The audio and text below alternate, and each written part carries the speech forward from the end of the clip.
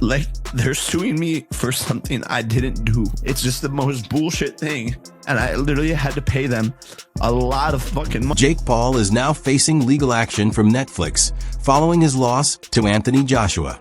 And watching it unfold, it was clear where this was heading. I heard that Gervonta Davis was being very difficult to work with and Netflix was just waiting for it. This wasn't marketed as a gimmick or a novelty attraction.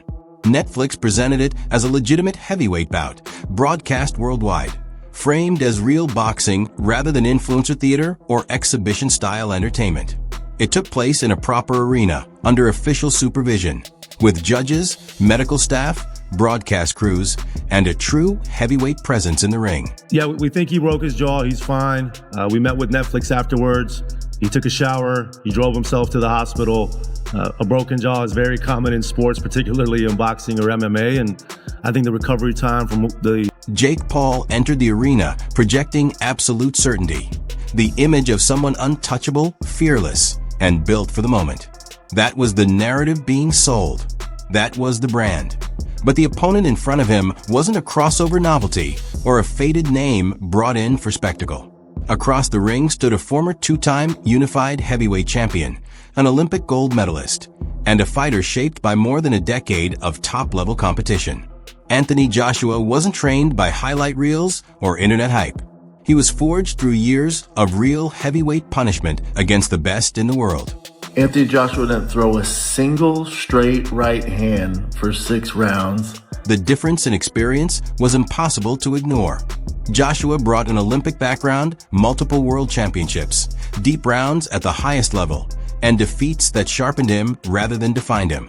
Paul, by contrast, arrived with viral moments, promotional buzz, and a resume built through selective matchmaking. The physical imbalance only widened the gap. Size, reach, power, timing, and composure all leaned heavily in Joshua's favor, and he never needed theatrics to make that clear. Paul, on the other hand, relied on energy and bravado just to stay afloat. And not only did you not get knocked out, you dropped and said, wow. I was like, wow, that was nice. I was on the ground, I was like, that was a good shot. Did he surprise you with his power? To be honest, no, but I mean, he surprised my jaw. This marked the first time Jake Paul faced a prime, active world-level boxer.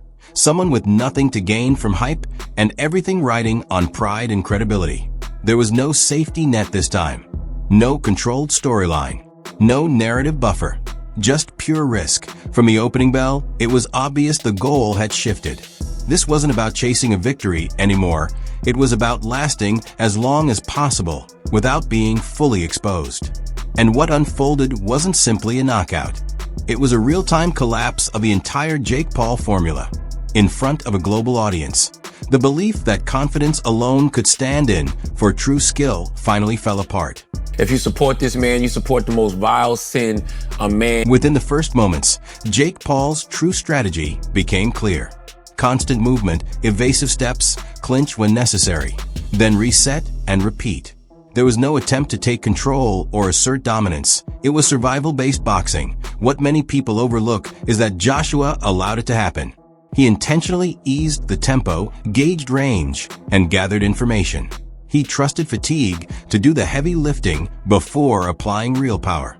Paul moved like someone fighting to stay afloat, with every tie-up offering brief relief and every reset buying him a few more seconds. Joshua never hurried the process. He waited. That patience is the difference experience makes. When you recognize that your opponent is burning energy just to remain upright, the smartest move is to let time work in your favor. Looks like Jake Paul's trying to bait him into something, but he's the one that's hit the canvas twice in this round. Incredible. The turning point came in the 5th. That's when everything unraveled. 2 knockdowns in a single round, not the result of reckless brawling, but steady wear and tear. His balance disappeared, his guard broke down, his legs stopped responding, and the fatigue became impossible to hide. In that moment, every illusion fell apart. This wasn't bad luck. It was a mismatch that by the time the 6th round arrived, the ending was already written. One perfectly timed power shot was enough. No drama. No debate. just the reality of force meeting exhaustion. The referee intervened because there was nothing left to evaluate. The body had surrendered before the count ever could. I love this shit, and I'm gonna come back and get a world championship belt at some point. Are you surprised you went 6 rounds with the former 2-time unified heavyweight champion? Honestly, I'm not surprised. I just got tired, to be honest. Like, it was just so much. The aftermath told its own story. Some were surprised he managed to reach the 6th round, while others were stunned by how powerless he appeared once sustained pressure set in. What unfolded wasn't courage on display. It was a methodical breakdown, captured from every angle with no escape. The bravado disappeared quickly. Within hours, Paul was being transported to a hospital for medical assessment. There were no celebratory speeches or self-congratulation, just bright hospital corridors and doctors focused on the consequences of the night. I'm a little fucked up, but will you take care of me forever and ever? I saw you talking crap to AJ at one point. I was trying to get his head. I think I pissed him off. What were you telling him? I was just saying fuck him. The medical report left no room for interpretation. A fractured jaw, then confirmation it was worse than initially thought. A double break, verified by scans, not rumors or online speculation. Doctors estimated a recovery window of at least 4 to 6 weeks, assuming everything heals cleanly. That's not a minor injury. That's structural damage, and it's important to understand what that actually entails. A broken jaw disrupts basic functions. Eating becomes difficult. Speech is restricted. Breathing has to be monitored. Training stops entirely. This isn't cosmetic or superficial. It's the kind of injury that forces fighters to rethink their relationship with the sport if they return at all. Yet true to form, Jake attempted to control the narrative. Hospital photos became posts. Jokes replaced reflection. Captions leaned into bravado, turning a serious medical situation into content. Even his profile imagery followed the same pattern. There was no pause, no accountability, just branding. Yeah. I was talking. But I just pissed him off. Then he broke my brother's jaw. Fuck this guy. His jaw, huh? Yeah, he spoiled his jaw. Yeah? You don't care though. Jake's having a fucking blast. Yeah. We'll see him back again for sure? Yeah. That's where the situation crossed into uncomfortable territory. The fight was lost, and instead of reckoning with it, the aftermath was repackaged as promotion, and people noticed. The contrast was striking. Bold claims of fearlessness set against the visible cost of stepping in with someone who genuinely belonged at that level. What played out didn't look like a heroic stand. It looked like a hard lesson unfolding in real time. That self-belief doesn't repair broken bones, and media attention doesn't soften physical reality. Now, you asked me a question. Look, it wasn't the best performance. It wasn't the best. The end goal was to get Jake Paul, pin him down, and hurt him. That has been the request. Reactions from fellow fighters came almost immediately, and none were flattering. There was genuine surprise the bout lasted as long as it did, not because Paul was exceptional, but because Joshua never had to move beyond a measured pace. The consensus was clear. Joshua didn't overcommit, didn't chase, didn't panic, and didn't take unnecessary risks. He observed, adapted, and struck decisively when it suited him. That distinction is crucial. Any notion that Jake pushed a world champion to his limits quickly disappears under even a basic breakdown of the fight. Thank you very much. I'm here with the winner, Anthony Joshua. Anthony, congratulations on the win. How would you describe that fight? Well, first of all, I want to give love to the crowd, everyone that came out. I really do appreciate everyone in this venue. Then, as expected, the conversation turned to money. With Jake Paul, it always does. Reports quickly emerged suggesting both fighters earned between $40 and $50 million, with some speculation that Netflix deals and back-end incentives could push the total even higher. That's when the narrative shifted. Paul could suffer a decisive loss and still walk away with a fortune. The defeat didn't humble him. It insulated him. And that didn't sit well with fans.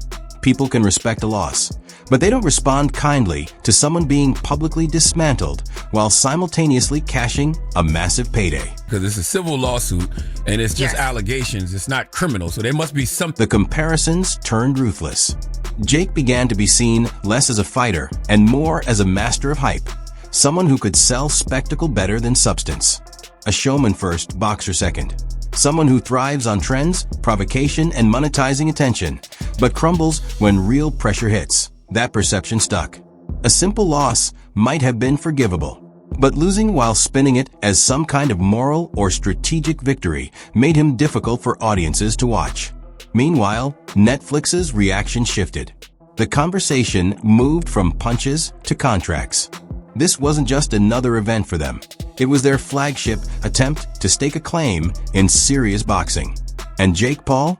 He was supposed to be the bridge. Loud, controversial, and profitable. Because it's a civil lawsuit and it's just allegations. It's not criminal. So there must be something. Then came the canceled super fight. Jake Paul versus Gervonta Tank Davis, slated for November 14th in Miami. Tickets had already sold at a rapid pace. Marketing campaigns were underway, ad slots secured, sponsors confirmed, and production crews in place. The venue was prepped, and Netflix had already invested significant funds before a single punch was thrown. The financial stakes were enormous. Internal estimates reportedly valued the event at nearly $120 million, factoring in subscriptions, advertising revenue, sponsorships, and long-term brand positioning. This wasn't a casual experiment. The production, staffing, promotion, and infrastructure were already in motion. The machine was fully operational. Jake Paul, he's done really well tonight. I want to give him his props. He got up time and time again. It was difficult in there for him, but he kept on trying to find a way. Jake Paul performed well tonight. Many commentators admitted. He kept rising, round after round, showing determination despite the odds. Then came the unilateral cancellation. No negotiated exit, no compromise, just a decision that ignited a legal storm. Netflix didn't claim there was confusion or miscommunication. They accused him of a willful breach of contract, not a mutual decision, not unforeseen circumstances. The word willful is key. The lawsuit reportedly seeks $100 million, with potential lost profits, threatening to push the figure even higher. This isn't about punishing a change of mind. It's about holding someone accountable. Jake standing as a dependable draw took a hit, and platforms don't forget. Advertisers certainly don't. Netflix executives were publicly embarrassed, their brand trust shaken. A company built on control and precision suddenly appeared reckless for backing an influencer fighter who treated contracts like optional guidelines. In one move, Jake didn't just cancel a fight. He tested the patience of $1 billion company. I don't like it. Even Anthony Joshua had some class and, apologized to me. Did he really? Yeah. He worked his way through the crowd and came up to me and said, "Mom, it's just boxing. It's the fight game. It's just the fight game." I'm obviously. Now his public image is fractured. Once portrayed as fearless, he's being called evasive.